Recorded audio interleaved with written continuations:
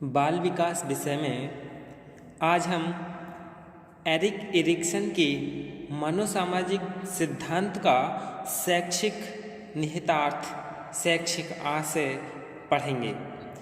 यानी हमने Erik Erikson के बारे में तो जान लिया था, इन्होंने 8 अवस्थाएं दी थी।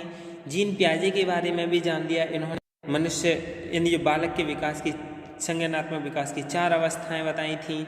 तो जीन पियाजे और एरिक एरिक्सन के दोनों के सिद्धांत जानने के बाद अब हम इनका शैक्षिक निहितार्थ जानेंगे, यानी इसका शिक्षा में क्या महत्व है या शिक्षक के लिए किस तरीके से इन सब सिद्धांतों का यानी अधिगम कराने में प्रयोग करना चाहिए। तो सबसे पहले हम एरिक एरिक्सन के मनोसामाजिक सिद्धांत का शैक्षिक आशय जानने की क्या है। एजुकेशनल इम्प्लीकेशन ऑफ एरिक्सन्स यानी साइको सोशियल थ्योरी। एरिक्सन के सिद्धांत के अनुसार छोटे बच्चों में पहल यानी इनिशिएटिव को बढ़ावा देना चाहिए। यानी शिक्षक के लिए क्या करना चाहिए, छोटे बच्चों को पहल का बढ़ावा देना चाहिए। पूर्व स्कूली बच्चों एवं उनके आरंभिक शिक्षा कार्यक्रम में उन्हें अपने वातावरण को अन्वेषण करने का पर्याप्त अवसर देना चाहिए। यानी जो छोटे बच्चे होते हैं, जब वो स्कूल में पढ़ने के लिए जाते हैं, आरंभिक शिक्षा कार्यक्रम जो होता है उसमें जो बच्चे हैं वो अपने अनुसार, उस वातावरण के अनुसार एक्सप्लोर, यानी ये क्या है, ऐसा क्यों होता है, ये सब बच्चे के लिए क्या है, इन सब काम के लिए पर्याप्त अवसर देना चाहिए। उन्हें उन कार्यों को करने देना चाहिए जिनमें वे सच्ची अभिरुचि दिखलाते हों। उनके सामने कुछ ऐसी चीज़ों जैसे खिलौना को रखना चाहिए जिनसे उनकी कल्पना शक्ति यानी इमेजिनेशन मजबूत हो सके, क्योंकि जब बच्चा उस चीज़ के लिए देखेगा तो क्या होगा, उसकी कल्पना शक्ति मजबूत होगी। इससे उनका सामाजिक सांवेगिक विकास तो होता ही है, साथ ही साथ संज्ञानात्मक वर्धन यानी कॉग्निटिव ग्रोथ का एक पर्याप्त एवं उपयुक्त माध्यम भी बनता है। शिक्षकों एवं माता पिता को बच्चों की आलोचना न करके ना के बराबर करनी चाहिए, ताकि बच्चों में चिंता तथा दोष भाव विकसित न हो। यानी जो बच्चे हैं उनके लिए क्या है, जिज्ञासु प्रवृत्ति के होते हैं बच्चे, ये क्या है वो क्या है, इस तरह से जानने की कोशिश करते हैं। तो उनके लिए जो वातावरण में जो भी चीज़ है, यदि बच्चा पूछ रहा है या उसके बारे में जानने की कोशिश कर रहा है या कुछ खुद करके पहल करने की कोशिश कर रहा है, तो बच्चे के लिए करते देना चाहिए, ना कि उसके लिए उसकी आलोचना करें या उसे डांटें।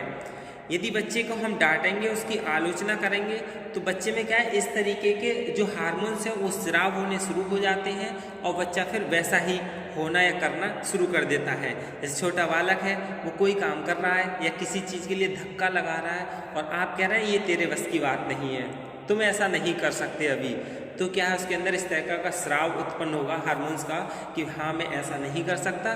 तो उसका क्या होगा, पहल करने की जो शक्ति है वो नहीं बढ़ेगी। दूसरा, यानी प्राथमिक स्कूल के बच्चों में परिश्रम के भाव को विकसित करना चाहिए।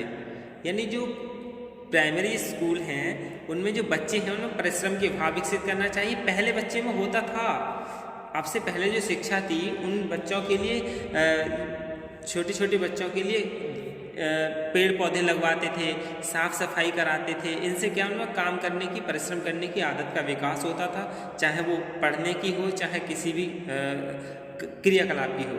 बच्चे को परिश्रमी बनाना शिक्षकों के लिए क्या एक उत्तरदायित्व भी होता है, साथ ही साथ चुनौती भी। इस अवस्था में स्कूली बच्चों में कुछ जानने की उत्सुकता काफ़ी अधिक होती है। ऐसे बच्चों में किसी कार्य को संपन्न करने के लिए मोटिवेशन यानी अभिप्रेरण भी काफ़ी अधिक होता है। एरिक्सन के अनुसार ऐसे छात्रों की इस उत्सुकता तथा अभिप्रेरण को संप्रोषित करने का पूरा उत्तरदायित्व शिक्षकों पर ही होता है। फिर और क्या है इनका शैक्षिक मतलब एरिक एरिक्सन का शिक्षकों को किशोरों में पहचान अन्वेषण यानी आइडेंटिटी एक्सप्लोरेशन को उत्तेजित करना चाहिए। किशोर छात्रों की पहचान बहुआयामी होती है यानी मल्टी डायमेंशनल होती है। उसमें उनके व्यावसायिक लक्ष्य यानी वोकेशनल गोल्स, बौद्धिक विकास यानी इंटेलेक्चुअल डेवलपमेंट, खेलकूद, संगीत तथा शौक यानी हॉबी आदि सम्मिलित होते हैं। शिक्षकों को चाहिए कि इन विधाओं पर किशोरों से लेख लिखवाएं जिसमें इस बात पर बल हो कि वे कौन हैं और वे अपनी ज़िंदगी में क्या करना चाहते हैं। इससे उनमें क्या है, आत्म यानी सेल्फ एक्सप्लोरेशन की प्रवृत्ति बढ़ेगी। किशोरों को धार्मिक, राजनीतिक एवं आदर्शवादी समस्याओं पर वाद विवाद में भाग लेना चाहिए। इससे उनमें विभिन्न संदर्भों को उत्तेजित करने का पर्याप्त मौका मिलेगा। और क्या शिक्षकों को करना चाहिए, यानी शिक्षकों को अपनी जिंदगी, जो शिक्षक हैं उनको अपनी जिंदगी या भूमिका को एरिक्सन के 8 अवस्थाओं के माध्यम से देखना चाहिए। ऐसी शिक्षा जो अपनी जीवन वृत्ति को सफल बनाना चाहते हैं, यानी जीवन कैरियर को, वृत्ति यानी कैरियर को सफल बनाना चाहते हैं, उनमें पहचान, घनिष्ठता का भाव स्वयं में तो विकसित होना ही चाहिए, साथ ही साथ उनमें दूसरों में भी ऐसा भाव उत्पन्न करने की क्षमता होनी चाहिए। एरिक्सन का सिद्धांत शिक्षकों को यह भी संदेश देता है कि योग्य शिक्षक यानी कॉम्पिटेंट टीचर्स वे होते हैं जो छात्रों पर विश्वास करते हैं, पहल दिखलाते हैं, मेहनती होते हैं और सामर्थ्यता के एक मॉडल के रूप में कार्य करते हैं एवं साथ ही साथ अगली पीढ़ी के लिए कुछ सार्थक योगदान करने के लिए तैयार रहते हैं। वही क्या है, योग्य शिक्षक कहलाते हैं। इन सब से क्या निष्कर्ष निकलता है, यानी जो एरिक्सन के मनोसामाजिक सिद्धांत का शैक्षिक आशय क्या है, बहुआयामी है तथा यह शिक्षक एवं छात्र दोनों के लिए क्या है, महत्वपूर्ण है। अब हम जीन पियाजे का शैक्षिक निहितार्थ जानने की क्या है, यानी जो जीन पियाजे थे उन्होंने 4 अवस्थाएं बताई थी, उनके बारे में तो जान लिया है। अब इनका शैक्षिक निहितार्थ जानने क्या है। पियाजे द्वारा जो संज्ञानात्मक विकास का प्रतिपादन इस सिद्धांत को दिया था वो शिक्षा के लिए क्या है, काफ़ी महत्वपूर्ण है। यानी पियाजे के अपने सिद्धांत में शिक्षार्थी यानी जो लर्नर है, बालक की भूमिका का काफ़ी सक्रिय यानी एक्टिव व महत्वपूर्ण माना है। इससे शिक्षकों को पाठ्यक्रम तैयार करते समय शिक्षार्थी की आवश्यकता, प्रेरणा, अभिरुचि यानी इंटरेस्ट का विशेष रूप से नज़र रखकर कार्यक्रम तैयार करने में सुविधा होती है। और क्या है, यानी पियाजे के इस सिद्धांत ने शिक्षकों को बालकों के खेल को नया संदर्भ में विचार करने के लिए बाध्य कर दिया है। अब भी कुछ शिक्षक खेल को शैक्षिक रूप से अधिक महत्वपूर्ण न मानकर मात्र मनोरंजन का एक साधन मानते हैं। इसीलिए क्या है, देखा होगा कुछ शिक्षक ऐसी प्रवृत्ति के होते हैं, बच्चों को खेलने नहीं देते हैं, वो शिक्षा का एक अभिन्न अंग मानते हैं। लेकिन पियाजे ने अपने सिद्धांत में यह स्पष्ट कर दिया है कि खेल का शैक्षिक महत्व काफ़ी है।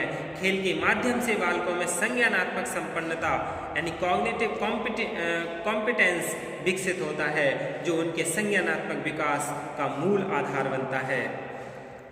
इस सिद्धांत ने से यानी जीन पियाजे का जो सिद्धांत था संज्ञानात्मक विकास का, इससे शिक्षकों में यह सूझ उत्पन्न हुई है, यदि किसी किशोर यानी एडोलसेंट में औपचारिक संक्रियात्मक चिंतन यानी फॉर्मल ऑपरेशन थॉट के स्तर को बढ़ाना है तो उसे अधिक ऊंचे स्तर की शिक्षा देना अनिवार्य है। सिद्धांत में यह स्पष्ट रूप से बताया गया है कि शिक्षा के स्तर से बालकों का औपचारिक संक्रियात्मक चिंतन सीधे प्रभावित होता है। यानी पियाजे के संज्ञानात्मक विकास के सिद्धांत से शिक्षकों को यह स्पष्ट रूप से निर्देश मिलता है कि वे शिक्षार्थी को अपनी ही क्रियाओं द्वारा एक नई समझ एवं सूझ विकसित करने में काफ़ी मदद कर सकते हैं। इसका मतलब यह हुआ कि शिक्षक को शिक्षार्थी की मदद अनावश्यक रूप से हर कदम पर नहीं करनी चाहिए, क्योंकि ऐसा करने में उनमें स्वायत्तता यानी ऑटोनॉमी तथा सेल्फ कॉन्फिडेंस यानी आत्मविश्वास जैसे गुणों का विकास नहीं होता है। तो बच्चे में स्वायत्तता यानी सेल्फ कॉन्फिडेंस यदि विकसित करना है तो उसे जो भी कार्य करने को दिया जाए उसे करने देना चाहिए। उससे जब भी कोई समस्या आए तभी उसे बताना चाहिए, यानी अनावश्यक उसे कोई मदद नहीं करनी चाहिए, जो संज्ञानात्मक विकास में एक बाधक के रूप में साबित हो सकता है। इसलिए बच्चों को ज़रूरत के अनुसार ही बताना चाहिए। और क्या है, यानी अध्यापक सुनियोजित क्रियाकलापों से बच्चे में जिज्ञासा जगाए, यानी बच्चे में किसी चीज़ को जानने के लिए क्या करना चाहिए, जिज्ञासा जगाए।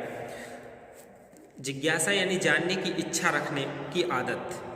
मूर्त सामग्री प्रस्तुत करने पर बच्चे शीघ्रता और दक्षता के साथ सीखते हैं। इसीलिए जो बेसिक विद्यालय हैं उनमें बच्चों के लिए वास्तविक चीज़ों को दिखाने के लिए बोला जाता है। जैसे कि हमें क्या पढ़ाना है, हार्ट पढ़ाना है, उसके लिए वास्तविक चीज़ नहीं ला सकते, हृदय पढ़ाना है तो क्या करना होगा, प्रोजेक्टर के माध्यम से उसे दिखाया जा सकता है।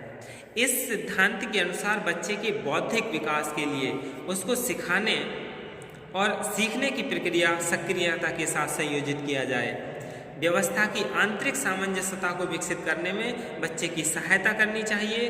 कहानी सुनाना, कविता पाठ, गीत गान जैसे बहुत से ज्ञानात्मक क्रियाकलापों को एक व्यवस्थित तरीके से कार्यक्रम में सम्मिलित किया जाना चाहिए। और ये ऐसा होता भी है। अब क्या एक नई शिक्षा नीति जो आई है उसमें यह है कि बच्चे एक दिन बिना किताब के विद्यालय जाएंगे, कापी किताब के, तो उसमें क्या होगा, इसी तरह के क्रियाकलाप कराए जाया करेंगे। सिखाने और सीखने की स्थिति उस बिंदु तक पहुंचाई जाए जहां बच्चा चीज़ों और विचारों से कुछ परिचित रहता है। शैक्षिक कार्यक्रम को बच्चे की जानकारी का एकीकरण करने योग्य बनाना चाहिए। जो वास्तविक घटनाएं हैं, मूर्त वस्तुएं सीखने में क्या महत्वपूर्ण भूमिका का निर्वाह करती हैं, इसलिए बच्चों को शैक्षिक भ्रमण भी कराते रहना चाहिए।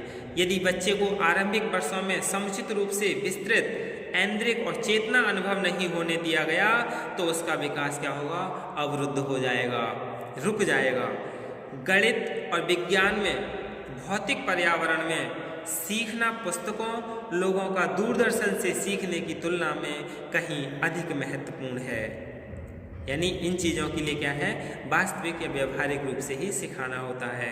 प्याजे किस्म के सभी क्रियाकलाप करने के लिए सरल उपकरणों और सामग्री की आवश्यकता रहती है। यानी यदि प्याजे के सिद्धांत के अनुसार शैक्षिक यदि बच्चे के लिए कराना है तो क्या करना होगा, यानी जो शैक्षिक क्रियाकलाप हैं उन्हें करने के लिए सरल उपकरण और सामग्री की क्या होगी, जरूरत होगी। यही क्या है जीन प्याजे का शैक्षिक निहितार्थ है। धन्यवाद।